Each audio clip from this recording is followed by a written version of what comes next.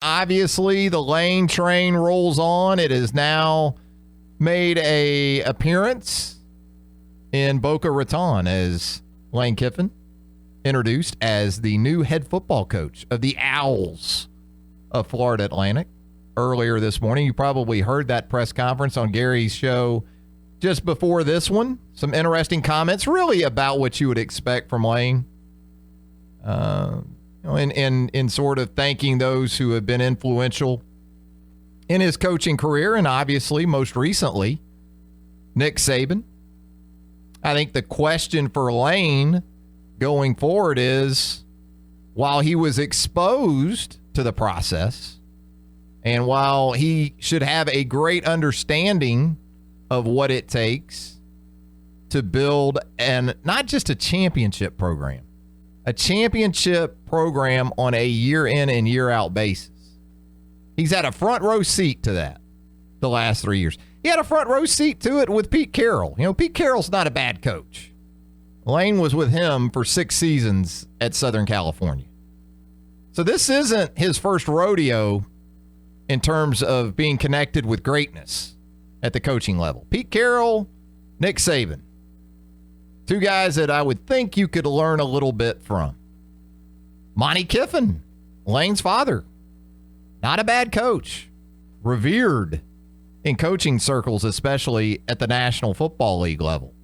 Monty, even at his elderly age, his advanced age, I guess is the better way to say it, still on a staff, still on an NFL payroll as a part of the Jacksonville Jaguars. I guess the Jags still register as a professional football team. I don't know if they're NFL level anymore, but yeah. Monty is down in Jacksonville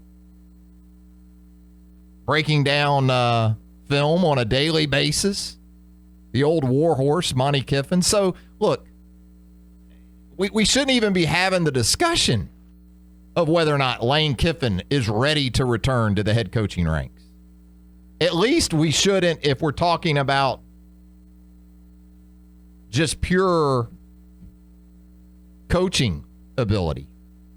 Because Lane's proven that. I mean, the last 3 years, whether or not you haven't always liked the route Lane has taken in getting there, he's gotten there.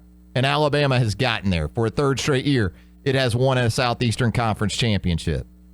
It has registered. It has qualified for the college football playoff. They've done it with 3 different quarterbacks. So in terms of just football, no question about Lane's ability as an offensive coordinator, as an administrator of a program.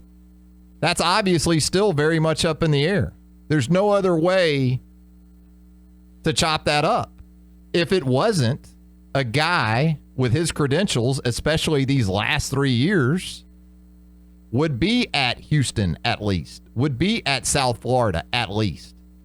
Instead, he's having to try to find his legs at the head coaching level at a group of 5 bottom feeder. Nothing wrong with that. This has basically been like the stock market. When you hear people talk about, look, I'm no financial advisor or consultant, okay? But I've been around enough to know that they like to use the word correction.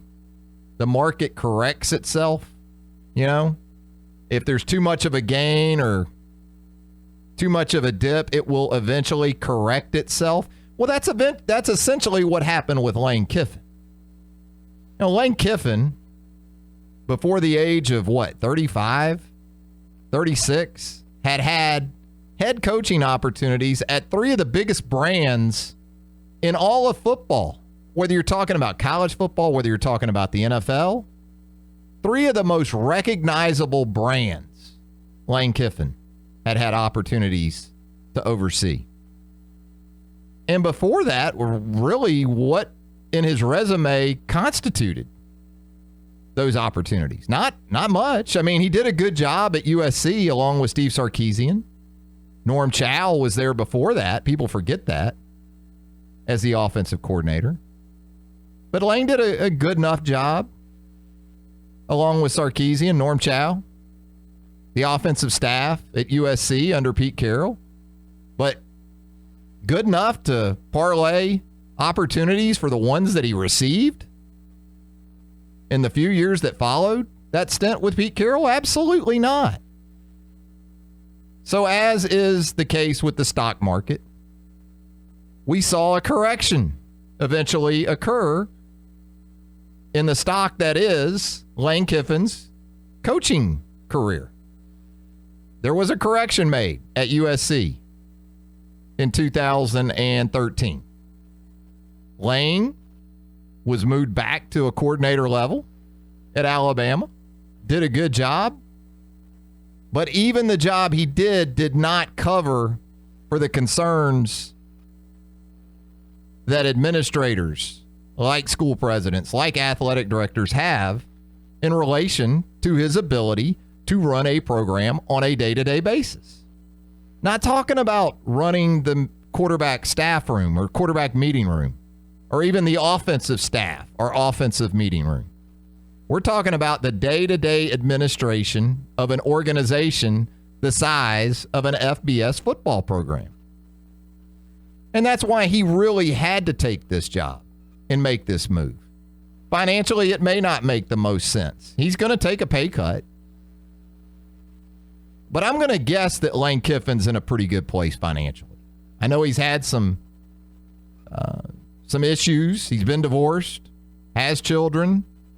But between the buyout at USC and the expectation that he's still going to make seven figures as the head coach at FAU, I think Lane's going to be okay financially. This is more about answering the questions, answering the concerns that still linger in terms of Lane's ability to stay on point and be centered enough to do what it takes on a day-to-day basis to create a consistent winner.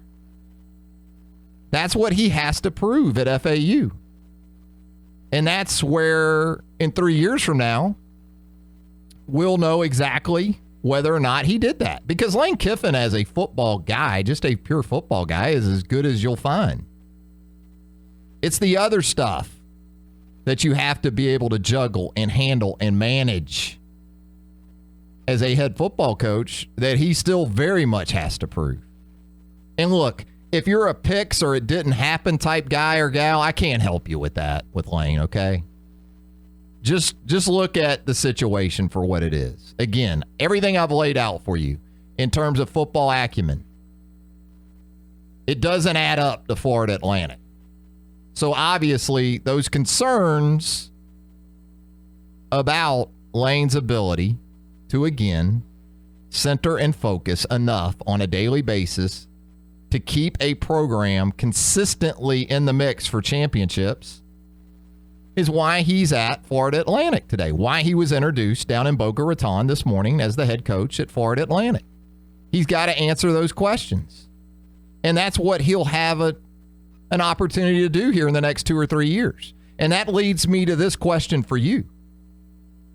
Where do you see Lane Kiffin 3 years from now? What's your expectation for Lane Kiffin? Let's say in 2020. Where is Lane Kiffin in 2020? In 2020, is he the head coach of a Power 5 elite type program?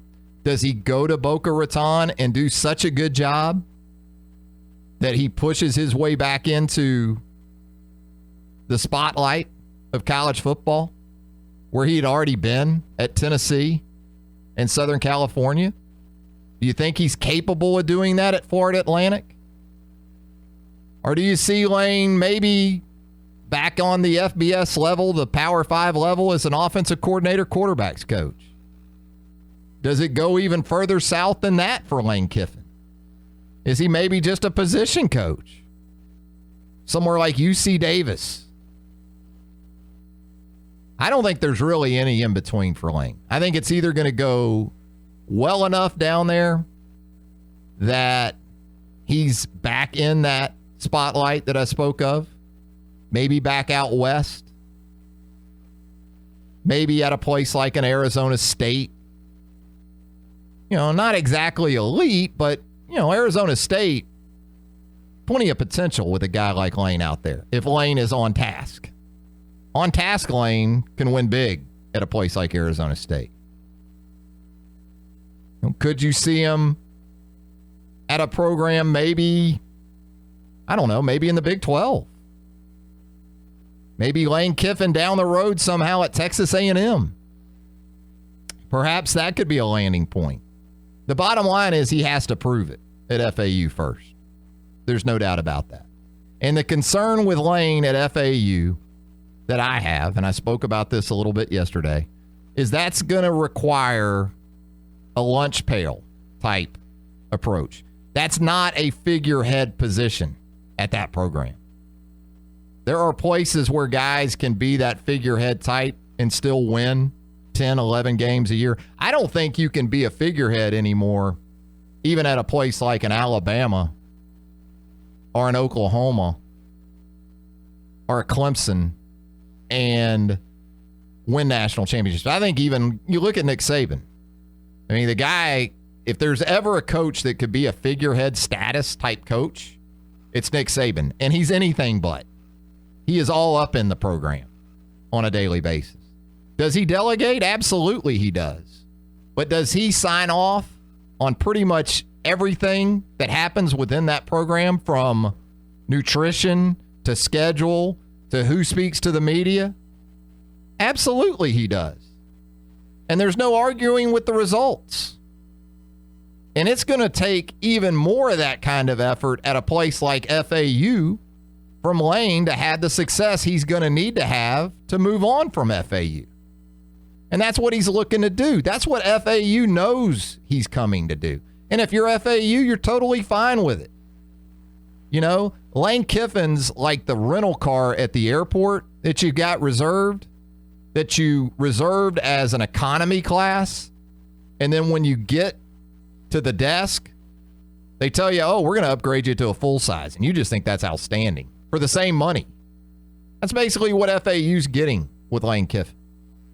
Not only the exposure that's coming up with Alabama playing in the college football playoff and FAU basically attached to that via Lane Kiffin, but in terms of a buzz and some interest that he's going to create down in South Florida, you're getting a good deal if you're FAU. And if he goes down there for 2 or 3 years and wins 25, 30 games, you know, something like 8, 9, average out 8, 9 wins a year over 3 years, you shake hands, you tell him thank you, and you wish him well at his next bigger stop. And it's similar to what Alabama's doing with Lane Kiffin. We talked about it yesterday. 3 years was probably as best you could hope for with Lane if you were Alabama, whether it had to do with him getting better opportunities after 3 years or just the wear and tear of managing Lane for 3 years. 3 years was pretty much it. That's why when people look at this situation at Alabama and think, you know, Nick Saban really came out a loser in all this. I mean, look at this offense. Look at what they've done for 3 years. No.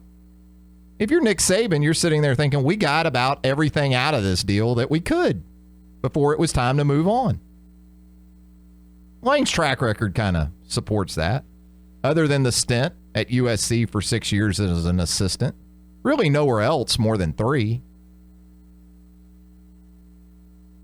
So if you're FAU, you're absolutely fine with this. If you get him for $1 million a year and he turns your program around, that's a deal in today's college football market. So Lane Kiffin, as you might expect, continues to be a major topic on a Tuesday in Tuscaloosa.